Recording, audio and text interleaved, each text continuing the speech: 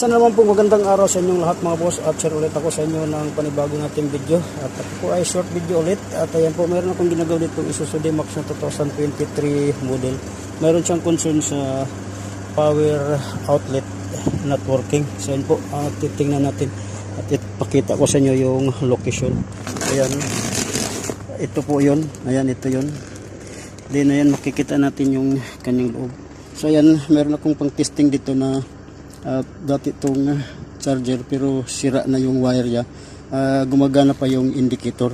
Ngayon titestingin ko kung may power yan ay iilaw dapat tong green indicator na yan. So ayan, nakita nyo hindi gumana. At ngayon ituturo ko naman sa inyo yung location ng fuse. So ayan, dito yan banda, buksan lang natin to at ayan, makikita na natin yung kanyang level. Dito ang mababasa natin dyan ay yung kanyang